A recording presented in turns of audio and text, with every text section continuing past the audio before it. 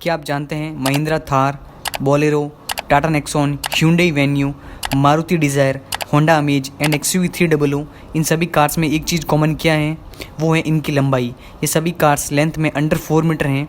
और क्या आपको पता है initially Honda amaze and Honda city दोनों में सेम इंजन होने के बाद भी क्यों होंडा सिटी 2.5 लाख ज़्यादा महंगी थी अमेज से।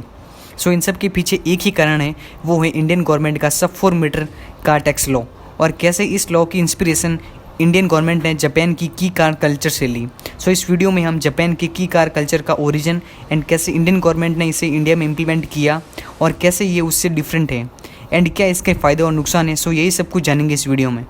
Well said. If you were planning to buy a car immediately after the budget, you would also have some reason to be unhappy. और SUV की कीमतें हैं वो बढ़ने वाली है। Car excise duties.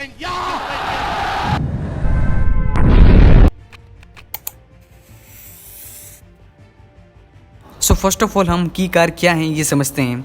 तो की कार वर्ड डिराइव्ड किया गया है की जिडोसा से, जिसका लिटरली मीनिंग होता है लाइट व्हीकल्स, यानी ये चिंटू मिंटू कार्स जो साइज एंड इंजन में छोटी होती हैं।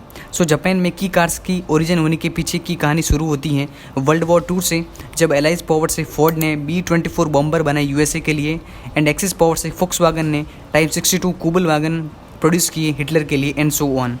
वही जापान में मित्सुबिशी ने प्रोड्यूस किया लेजेंडरी A6M0 फाइटर प्लेन, जिसने बॉम्बिंग की थी पर्ल हार्बर पर और कामाकाजी अटैक्स किए बैटल ऑफ ओकिनावा पर। यहाँ कामाकाजी का जैपनीज में मतलब होता है गॉड, स्पिरिट और डिविनिटी। कामाकाजी अटैक्स में जैपनीज एयरक्राफ्ट लोड किए जाते थे एक्सप्लोजिव एंड बॉम्ब से और खुद पायलट्स उसके साथ एयरक्राफ्ट्स को एनिमी के बंकर में क्रैश कर देते थे। सो ये एक प्रकार का सुसाइड क्रैश होता था। सो इन सभी अटैक्स के बाद USA हिरोशिमा एंड नागासाकी पर न्यूक्लियर अटैक्स करके जापान को सरेंडर करने पर मजबूर कर देता है और इस आदमी को वॉर क्राइम्स के लिए अरेस्ट कर देता है, जिसका नाम चिकुए नाकाजिमा था। ये फाउंडर थे नाकाजिमा एयरक्राफ्ट कंपनी के, जो कि मित्सुबिशी एयरक्राफ्ट कंपनी के प्राइमरी कॉम्पिटिटर थे। So during this time Japan में मेजर इंडस्ट्रियल रिफॉर्मेशन होने लगा एंड नाकाजिमा की कंपनीज स्प्लिट की गई सेवरल कंपनीज में, जिसमें सुब्रू भी एक थी, जिसने वन ऑफ द फर्स्ट की कार सुब्रू 360 प्रोड्यूस की and another company was Prince. And क्योंकि सोचिरा होंडा पिस्टन सप्लाई करते थे नाकाजिमा को, तो सोचिरा होंडा ने नाकाजिमा कंपनी के former employee, manager and workers के साथ होंडा कंपनी फाउंड की। सो सेकेंड वर्ल्ड वॉर में जापान की बुरी हार से जापान की इकोनॉमिकल कंडीशन काफ़ी बिगड़ चुकी थी एंड जैपनीज़ लोग एक फुल साइज कार अफोर्ड नहीं कर सकते थे, बट कुछ लोगों के पास इतना पैसा था कि वो एक मोटरसाइकिल अफोर्ड कर सके। एंड वॉर का जो भी कर्जा था उसको चुकाने और इंडस्ट्री में रिफॉर्मेशन लाने के लिए जापानीज़ गवर्नमेंट ने small businesses and shop owners के लिए डिलीवरी व्हीकल मेथड के तौर पर की कार्स को प्रमोट किया।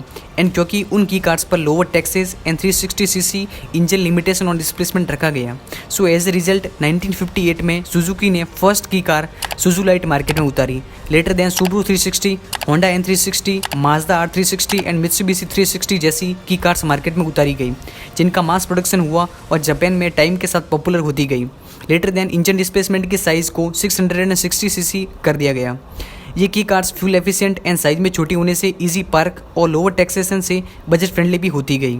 सो ये तो कहानी है जापान की कार कल्चर की। एंड अब हम वापस आ जाते हैं इंडिया में और यह हमारी कहानी की शुरुआत होती है साल 2006 में, जब सेंट्रल में मनमोहन सिंह की सरकार थी सॉरी सोनिया जी की, और उस टाइम के finance minister P. Chidambaram ji ने अपनी बजट स्पीच में कुछ ये कहा, on cars I propose to reduce the excise duty to 60% from 24%, but only for small cars. Small cars for this purpose will mean a car of length not exceeding 4 meter and which an engine capacity not exceeding 1500 cc for diesel cars and not exceeding 1200 cc for petrol cars. I am confident that industry will seize the opportunity to make India a hub for the manufacture of small and fuel efficient cars. और उनका मानना था कि जैसे जैसे India में cars की population बढ़ रही है, उसके साथ रोड कंजेस्टेड होती जा रही हैं और जहाँ बड़ी कार्स ज़्यादा रास्ता घेर लेती हैं एंड छोटी कार्स के कंपैरिजन में पॉल्यूशन भी ज़्यादा करती हैं बड़ी cars and less fuel efficient भी होती हैं। सो जापान में की कार कल्चर से इंस्पिरेशन लेते हुए इंडिया में सब 4 मीटर कार्स पर lower taxation and 1200cc petrol engine से come and 1500cc diesel engine से कम होने पर कार्स में टैक्स की छूट दी गई। सो ये सब कुछ कार ब्रांड्स के लिए अनएक्सपेक्टेड था और क्योंकि उस समय ज़्यादातर ब्रांड्स बजट फ्रेंडली कार्स बनाते थे, तो लोअर टैक्सेशन की कैटेगरी में फॉल करना उनके लिए बेहद ज़रूरी हो गया था। एंड उस समय इंडियंस को फुल साइज सीडैन पसंद थी, वो भी प्रॉपर बोर्ड के साथ। एंड क्योंकि उस टाइम मार्केट में आने वाली लगभग सारी हैचबैक्स 4 मीटर से कम लेंथ की होती थी, तो इनिशियली उन्हें काफ़ी बूस्ट मिला।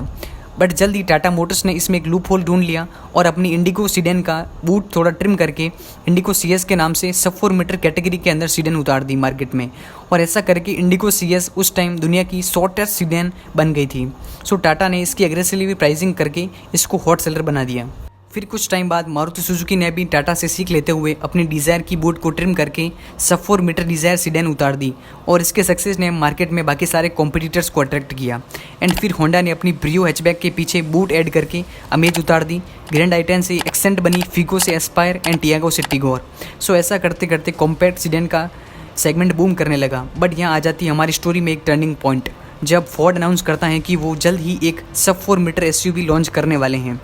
फिर कुछ टाइम बाद फोर्ड अपनी इको स्पोर्ट के साथ पहली कॉम्पैक्ट SUV मार्केट में उतारते हैं। फिर महिंद्रा एंड महिंद्रा अपनी XUV 300 के साथ safest sub compact SUV market में उतारते हैं। एंड बोलेरो पावर प्लस के साथ वो छा जाते हैं मार्केट में।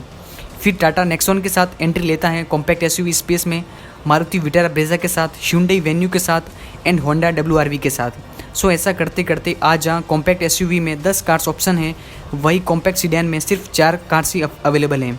ऐसा करते करते कॉम्पैक्ट सीडान का फॉल आते गया एंड कॉम्पैक्ट SUV का बूम आते गया। फिर डेटसन आती है अपनी गो हैचबैक को स्ट्रेच करके सब 4 मीटर MUV बनाकर गो प्लस के साथ। एंड लेटर देन रेनो अपनी ट्राइबर के साथ इस सेगमेंट को पॉपुलराइज करती है। सो आज इंडिया में सब 4 मीटर सेगमेंट काफ़ी पॉपुलर हैं। एज एग्जाम्पल लास्ट ईयर 2021 में टॉप 10 बेस्ट सेलिंग कार्स में सिर्फ 2 ही कार्स ओवर 4 मीटर थी। एंड सब 4 मीटर सेगमेंट में भी कॉम्पैक्ट SUVs काफ़ी सक्सेसफुल रही हैं। पर तो क्वेश्चन इसकी क्या ये लॉ इंडिया के लिए वर्स्ट हैं या बेस्ट हैं? तो अगर इसके फेवर में रहने वाले लोगों के पॉइंट्स देखें तो वो कहते हैं कि फर्स्ट ऑफ ऑल ये लॉ रोड्स पर ट्रैफिक को कम करने और सिटी में कम जगह में कार को पार्क करने के लिए फ़ायदेमंद है। वही दूसरा पॉइंट रखते हैं कि इससे कार्स काफ़ी सस्ती हुई है। ऑल्सो मिडिल क्लास के लिए कॉम्पैक्ट SUVs खरीदना अब इतना लग्जरी नहीं रह गया है। एंड थर्ड पॉइंट है कि ये cars less pollution and better fuel efficient भी होती हैं।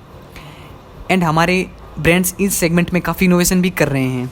वही इस लॉ का विरोध करने वाले लोगों का आर्गुमेंट होता है कि एक तो कार में बूट स्पेस काफ़ी कम होता है and second thing was car के कैबिन में स्पेस कॉम्प्रोमाइज़ सा लगता है। और कहते हैं कि अगर ये लॉ नहीं होता तो महिंद्रा बोलेरो के लास्ट रो में जंप सीट्स नहीं होती, फॉरवर्ड फेसिंग सीट्स होती जो कि बेहद ही कंफर्टेबल और सेफ भी होती।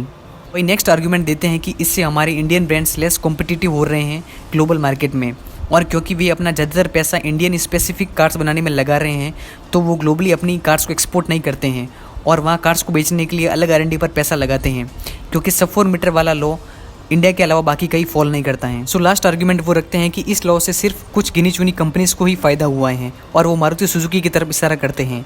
And Toyota, Skoda, Volkswagen and fiat जैसी कंपनीज को फ़ायदा नहीं मिला है, ये बोलते हैं। सो इस आर्गुमेंट पर मैं क्लैरिफिकेशन देना चाहता हूँ कि बहुत सारे लोगों के दिमाग में एक मिथ जुड़ा हुआ है कि मारुति सुजुकी ने ही इस लॉ से भरपूर फ़ायदा उठाया है। सो क्या आपको पता है कि सब 4 मीटर डिज़ायर सीडेन 6 साल बाद लॉन्च की गई थी आफ्टर पॉलिसी इंटेचमेंट and Tata was the first mover with Indigo CS। And second thing, Baleno 9 साल बाद लॉन्च हुई after policy implement and Skoda was the first mover with Fabia. And Brezza almost 10 साल बाद लॉन्च हुई after policy implement and Ford was the first mover with EcoSport. And Maruti ने कभी सब 4 metre MUV नहीं बनाई, यहाँ भी Datsun and Renault was the first mover. तो आई होप बहुत सारे लोगों के बहुत सारे मिथ्स एंड शंकाएं मिटी होगी। और इस वीडियो को बनाने में मैंने काफ़ी रिसर्च की है जिसमें मुझे काफ़ी समय भी लगा है। सो प्लीज़ आप इस लॉ के बारे में क्या सोच और विचार रखते हैं और क्या ये लॉ सही है या गलत है, नीचे कमेंट सेक्शन में ज़रूर बताएं।